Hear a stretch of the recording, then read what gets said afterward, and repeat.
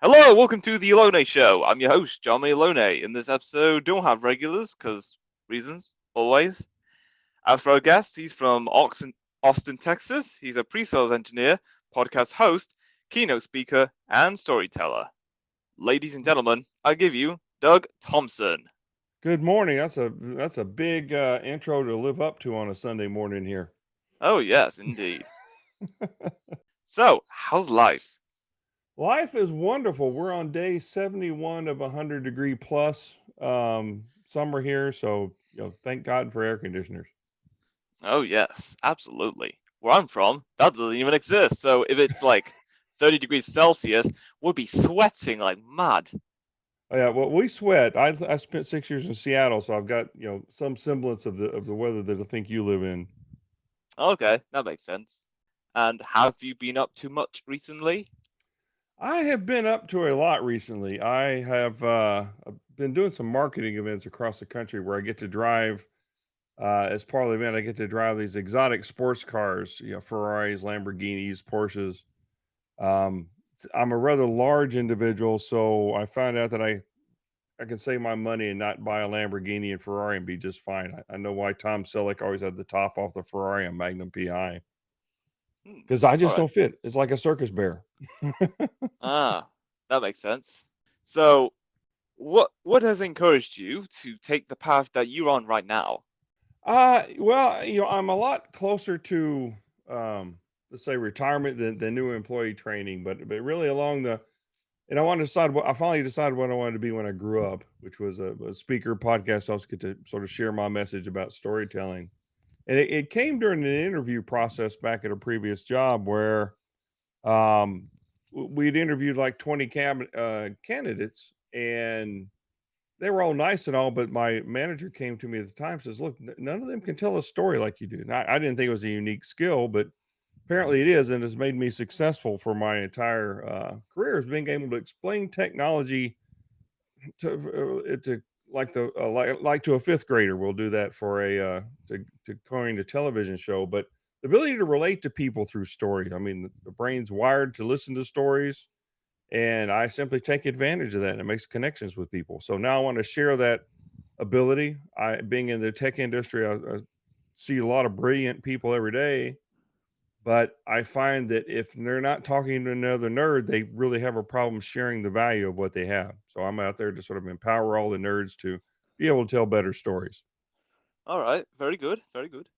And what has your experience have been as being a podcast host? I love exploring stories. So much like you've probably found out is you may come up with a preconceived notion of where you want to go, but as the conversation evolves, the best hosts are also the best listeners, in that you can find little areas to explore that maybe somebody else hasn't explored before. Hmm, interesting. So, where do you see yourself 20 years from now? Well, hopefully I haven't assumed room temperature. We'll just take that out of the equation. But I will be on a stage. It may be, probably the most famous will be a mugshot from where me and Tony Robbins are having it out on the stage. But that's a stretch goal. Well, you will get there eventually. Yeah, no, it should be fun. But on another note, I want to have impacted the lives of thousands of people. I want to have changed the way that they've done that. Still be in Austin, Texas, because I like to sweat. A Texan at heart, but really just looking back on a life of where I've impacted a lot of people, and then they in turn have impacted even more people.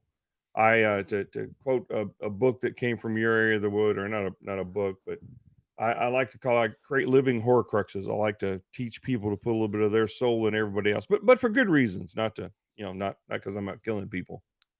Okay, I can see that.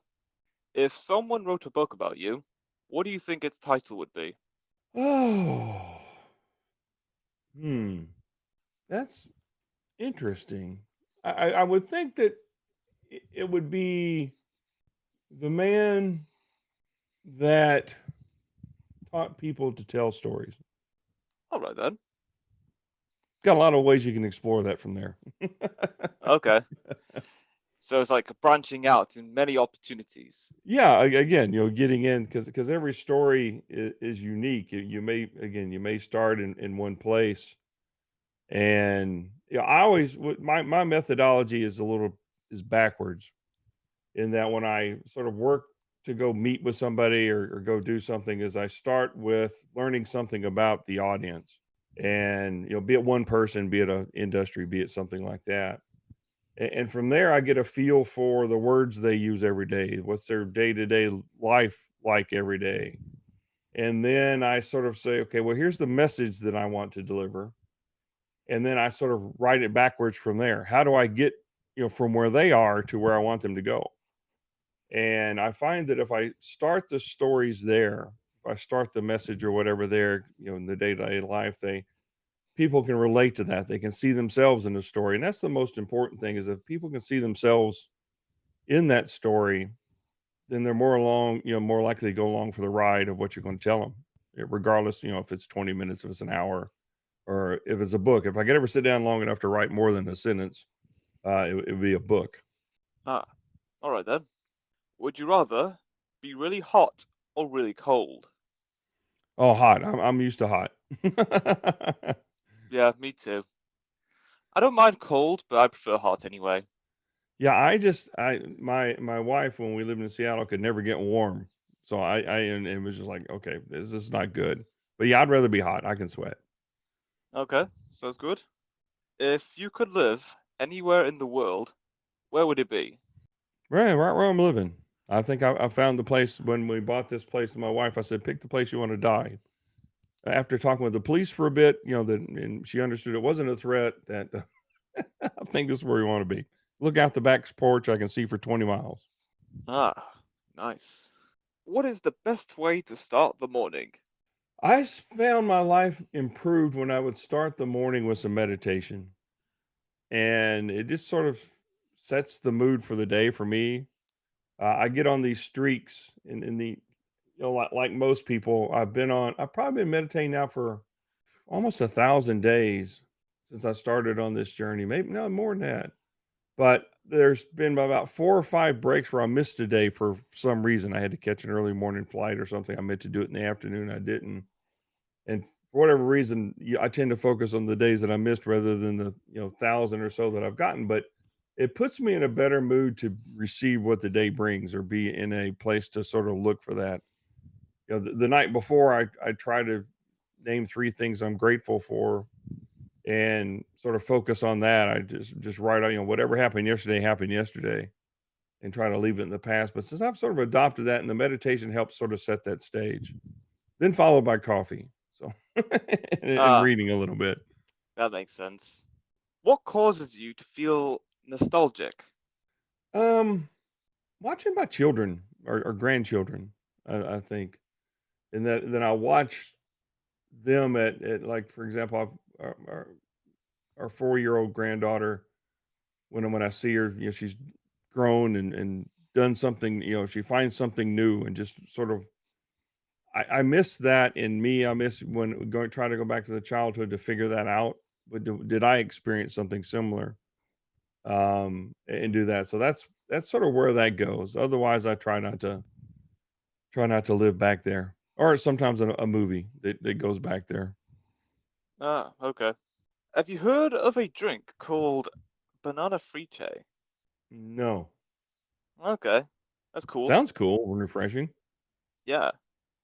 So it's kind of like this banana flavored milkshake slash smoothie, and it's all it takes the taste buds going all wild. Wow. Okay. Well, yeah, on a 100-degree day, it sounds like it'd definitely be refreshing. That'd be a good thing to sit on my back porch. Well, it's back porch, not air conditioning. I could look out the windows on the back porch and then look 20 miles from within the air conditioning with the banana free tray. Oh yes, that's pretty cool. How much time do you spend on the internet? Way too much. My day job is in cybersecurity and stuff, so I'm constantly researching and doing some things like that. So it's way too much. Uh, yes, me too. It's in the hours, it's not in the minutes. Okay. Well, mine's in the days, so Yeah. Well, I guess if you did aggregate in a week, yeah. So I try to turn it off when it gets dark outside. Okay. What is the most ridiculous fact you know? Hmm. There's a lot of them. uh, so I could. I won't go the gross route. Ridiculous fact that, man, something should be very simple, and now I'm mysteriously blank on all my facts.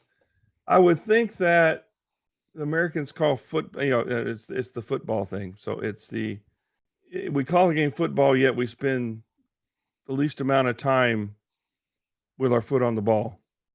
Ah, Just why do we call it football? It's not a fact, and I don't have any reason why. But that's a question that comes up again. Why do we? Because I know there's a big discussion between the Europeans in soccer, and then why do we? I don't know. Understand? Some things just yeah, don't make sense. exactly. Nothing does, never will. And why did you put "use" in all these words that really should not have it? I don't understand either. The Queen's Yeah, English. yes. It I is used to quite a have some mystery. I used to have some friends from the UK, and we would get into that dialogue a lot. I would send an email about something back to them with the grammar corrected. Uh, then we'd have to buy beer, and Yeah. that leads to another story. Oh, yes. What would a world populated by clones of you be like? Very bald. Um, there'd be a lot of sun reflection going on. Um, it would be it'd be a very boring. It'd be a very boring place because we're all the same, and we all would have the mind of a 14-year-old, and so we'd be in trouble a lot. There would be a lot of laughter. I guess if you look from the good point, there'd be a lot of laughter and a lot of laughter at each other because we would just I know what goes through my brain, and if there's just everybody was with my brain, this would be a very funny place. Not much would get done, but it would be a fun place with no hair. What what are you interested that most people haven't heard of? Hmm. That I'm yeah I'm My interests go to the main topics. I'm a bit of a redneck over here, so we have NASCAR racing. I like music. Um, other, I can't think of anything. Honestly, there's nothing that is that unique or just weird. Oh, It's not interesting. boring. Yeah, we'd have to find something. If the world was populated by me, we'd have to go find something. Ah, okay.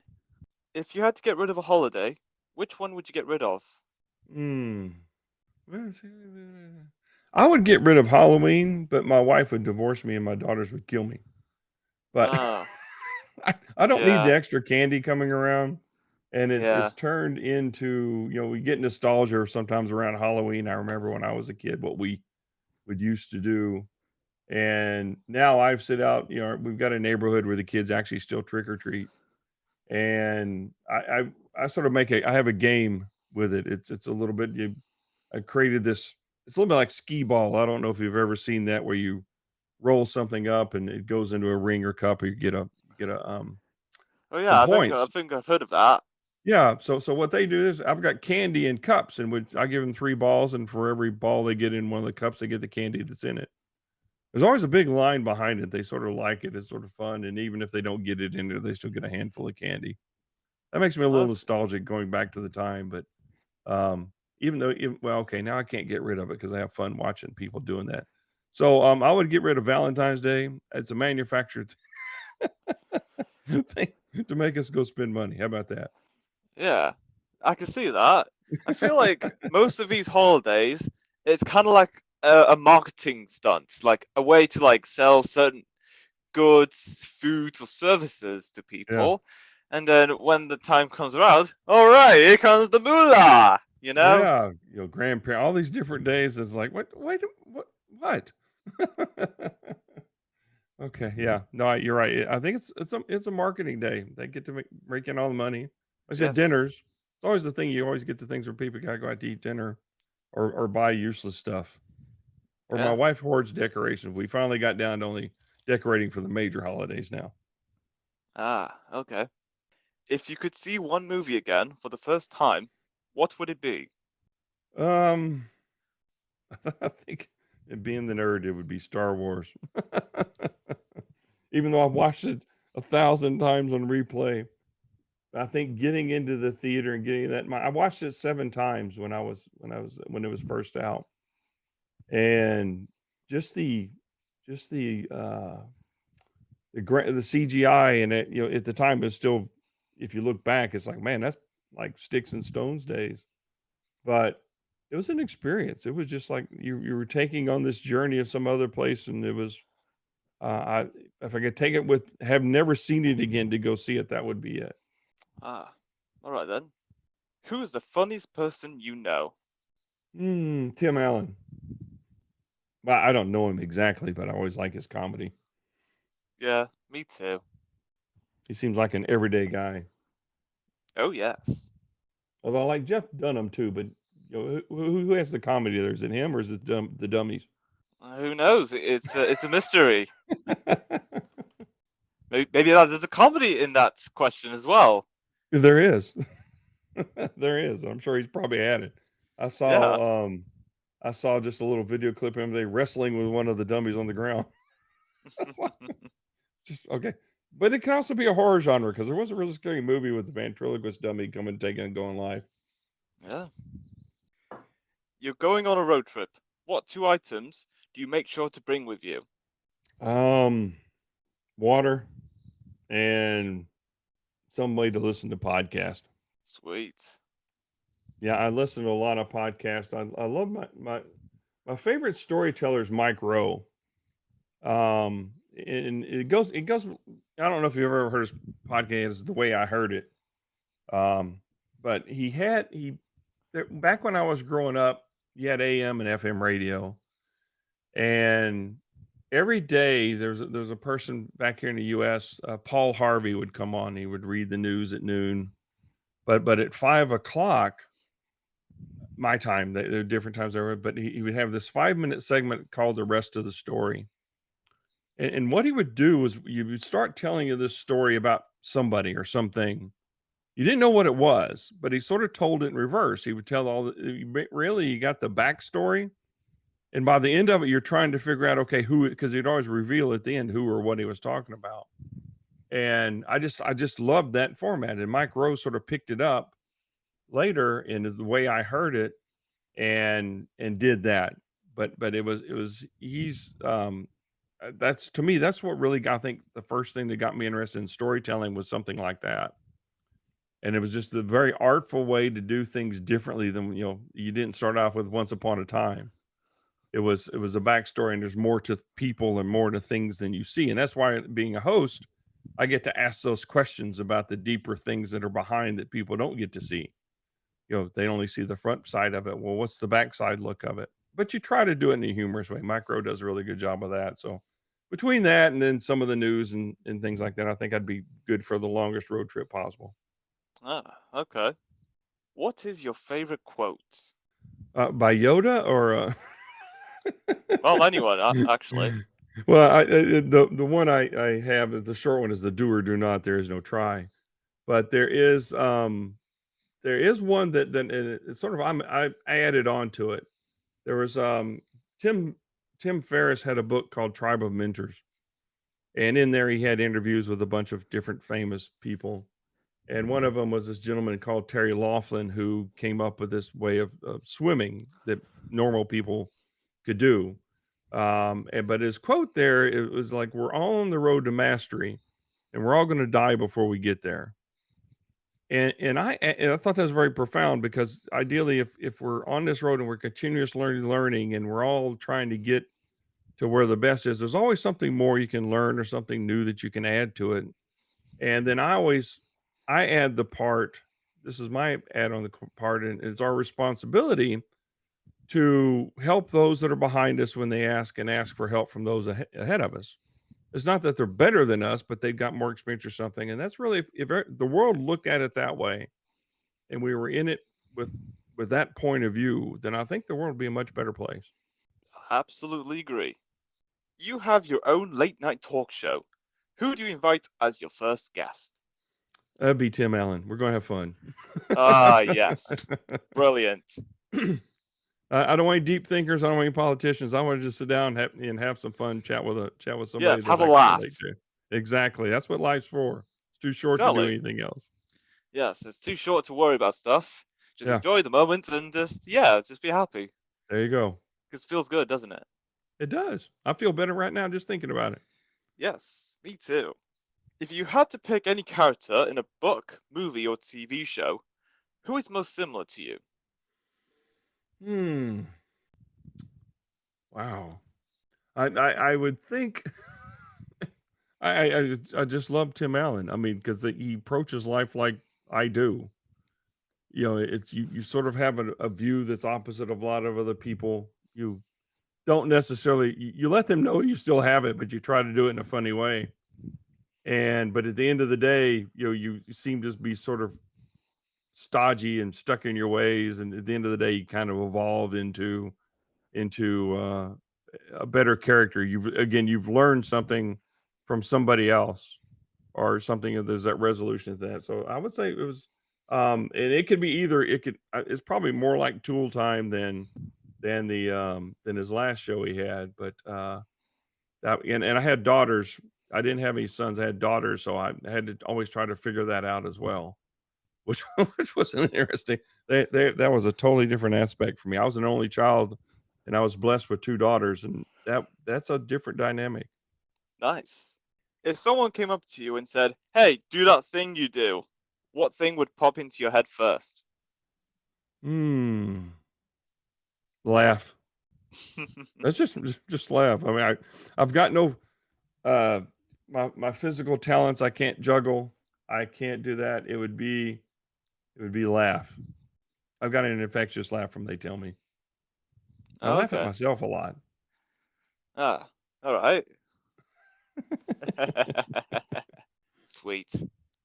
What is your favorite holiday tradition? We my one of my daughters is very big on tradition. And I used to be Clark Griswold, like from Christmas Vacation, and I would start decorating, weeks ahead of time. I've got bad knees now from some of the activities I did in my younger days, so I had to give that up. But we we really on we I'll go back to Easter, so I'll get off Christmas. So on Easter, used to have that you go out to have ham or something like that. Here we have crawfish boil the Saturday before Easter.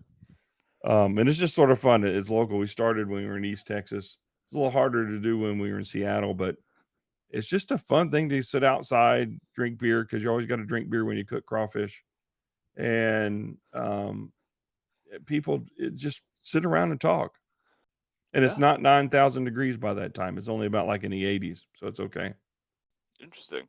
What's the biggest risk you've taken? Hmm. I've done two Ironman races. And being the risk being just surviving, exercising up to, I think my 16 hours and 20 minutes was the first time. Just surviving that as a 42-year-old man who has asthma. Or driving, recently I told you driving those cars, driving some of those exotic sport cars down on a road course. Of course, they had a coach in there tell me when to put the brake on, but yeah. And that and Hmm, the fact that I may have to pay $6,000 or more if I damage the thing. That's okay. We're gonna stay way away from things. I'm not pushing ah, this thing. all right then. Very good. I, I like to push limits till with reason. Yes, exactly. I do that too. If your mind was an island, what would it look like? It would have a big lagoon in the middle with swamp coolers and stuff around it because I imagine it's hot around there. There would be no sand. I hate sand. I don't, I don't know what I put in this place, but there would be no sand, or the sand would be in a place I would look, but I would not go. Um, Lots of palm trees. Um, lots of frozen drinks, and uh, lots of music. Lots of music. Ah, Different kinds of music, not just tropical music. And I know Jimmy Buffett died the day before yesterday, so we oh should all yeah, tip our hat to him. indeed. What invention doesn't get a lot of love, but has greatly improved the world? Air conditioning. You don't appreciate it when you have it, and you curse at it when it's not there. It Yeah, makes, because I remember growing up when I was in school, they didn't have air conditioning until like the year after I left after school. Eventually, they all had them, but I had asthma, and during the summers down here, I mean, we'd be in a classroom with fans, and it'd be 95, 96 degrees, 90% humidity, and it's amazing any learning went on at all. But as some people talk to me, they say, "Well, obviously it didn't," but it's you don't think about it. You just assume that, again, here where I'm at is that it's or driving around in a car or something like that. It just makes life a lot more tolerable. yeah, of course. If the universe is just a simulation, what update or patch does it need? Ooh, it needs that bug fixed where politicians go to Washington, they become a totally different person. They want to live there.